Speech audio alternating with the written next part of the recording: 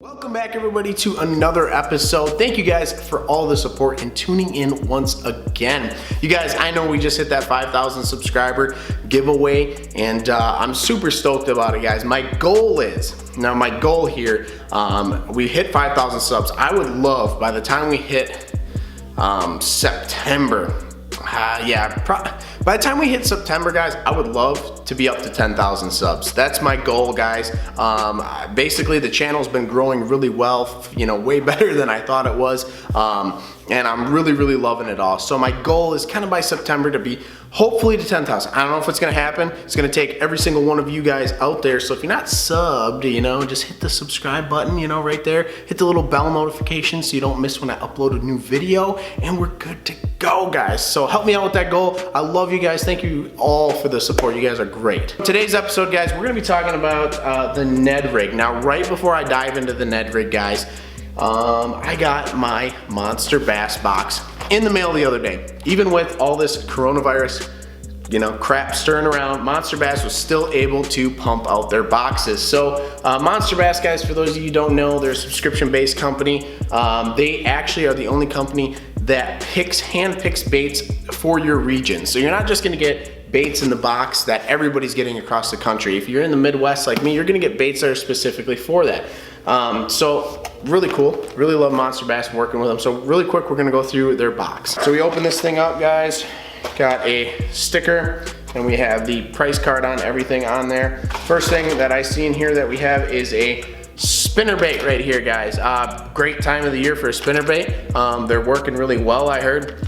Where the temperature's warmed up a little bit more. Where I've been fishing, the temps are pretty low, but spinnerbait is a great springtime lure, so pre-spawn lure, great to throw around. So happy to see a spinnerbait in the box. Next, we've got a square bill. Square bill, great for this time of the year. Love bouncing that stuff off of rocks. Then we've got another crankbait in here, guys. Another one from Bandit Lures here, so another one will work good. I love bouncing these things off of rocks. Crankbaits are my favorite thing to fish around rock. Ooh, we've even got some Strike King line. So I've got some 12-pound monofilament line that'll work good for any topwater poppers and stuff that I want to throw, stuff like that. So that's always nice. It's cool to see line. I've never seen line in a box before, but that's cool to see. Next thing we have in here is a topwater frog. If you guys have seen my channel for a lengthy amount of time, I love fishing a frog in the summertime. You guys will see me tossing frogs like crazy and probably losing them like crazy because on the Mississippi River we have a lot of pike. So super stoked to see a frog in there.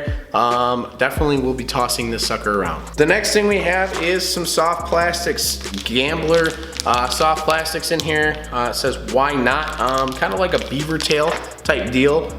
Black and blue in color, so it's a great color. I like using a lot of black and blues and green pumpkins, so definitely can get some use out of this. Then we've got something, I've never seen one of these before, but it's the Headbanger Rocker Head.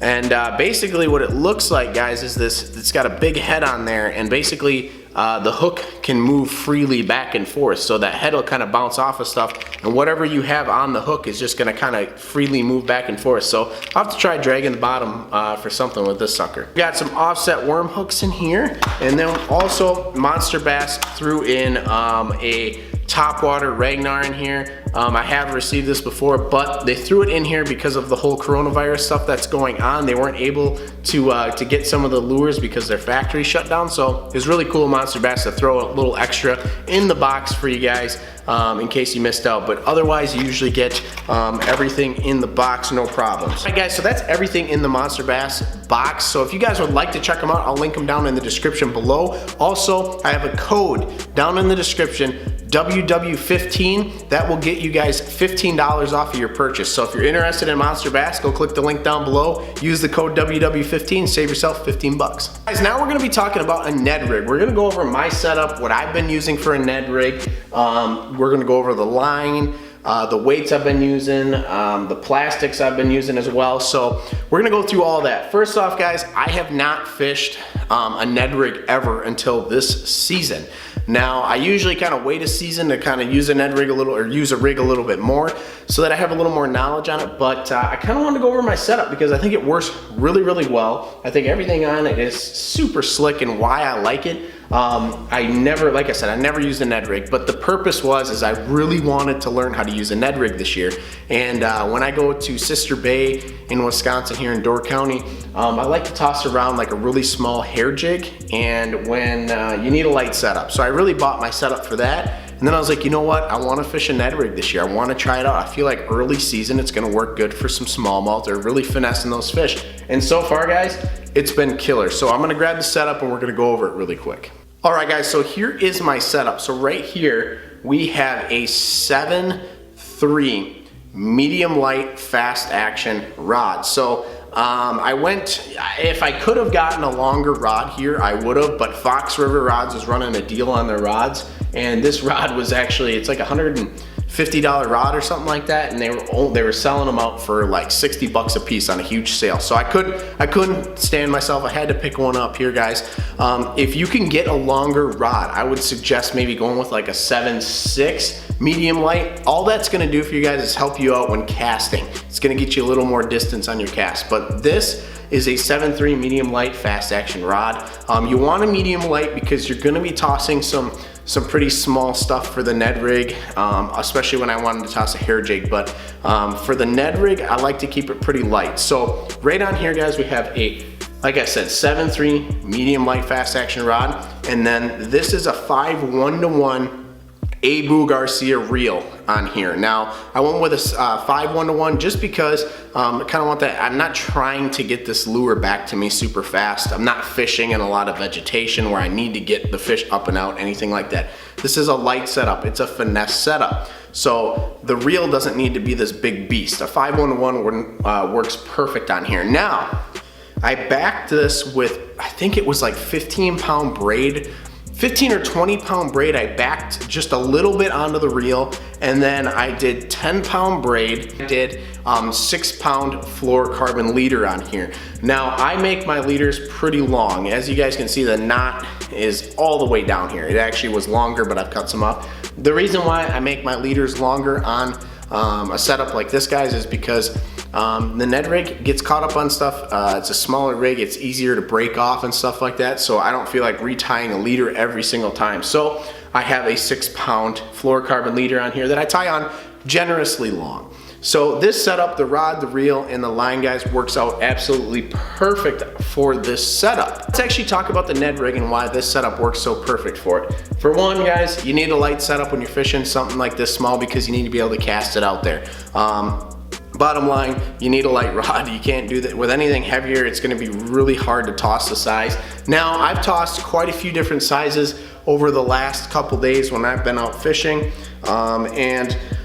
I've gone from a 1/16 to an 1/8 to 3/16. Now, I'd have to say my favorite size for this setup is going to be a 1/16 ounce Ned hook.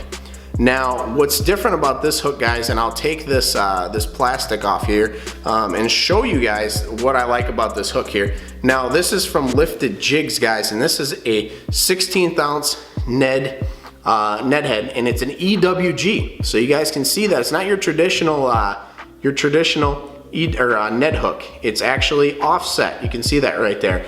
Now, what I like about it is, I know I got these Ned heads because during the summertime we get a lot of vegetation here in the Midwest. So I knew that down the road I'm gonna, want these.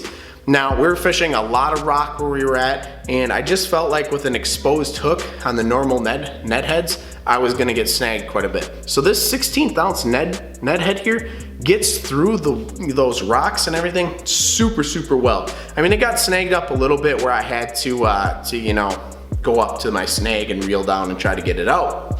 But for the most part, this thing pulled through anything perfectly. It really comes down to preference, guys, in your conditions, but I know that the hookup ratio can't be is not gonna be as good as your normal Ned heads because the hook's exposed, but I felt like my hookup ratio has been just fine with the EWG. Now, all I was using was green pumpkin. Now, I love using a green pumpkin. It's a great color, and this is just a robo worm.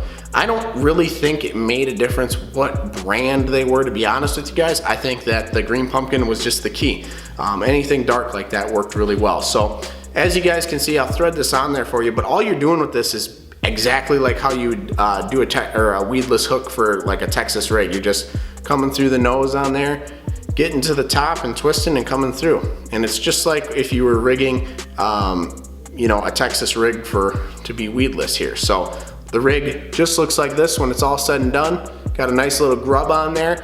And why I think this is so killer in the early time is those smallmouth bass, those largemouth bass are still a little finicky, and especially the water temps. We've only had, I think the highest we had was 44 degrees. So with 44 degree water temp, guys, the Ned Rig was absolutely perfect. They're still lethargic, those fish are. So that's where I thought a Ned Rig would be great, is in the early season. If I was using a bigger tube or a bigger bait, I don't think I'm gonna get as many bites. You know, maybe I'll get some bigger bites, but I just really wanted to catch fish. So the Ned Rig right here, guys, has been absolutely killer. I think it's perfect for this water temp right now. We got those lethargic fish. It's a nice, easy meal for them to grab in their eyes. So I think that this Ned Rig is absolutely killer so far, and I can't wait to use it further into the season. There you guys have it. That is my Ned Rig setup, guys. There's really nothing else to cover on it, guys. I think that this thing just works really, really well. What I would like from you guys, though, is down in the comments below, let me know what your favorite plastic is to use for a Ned Rig.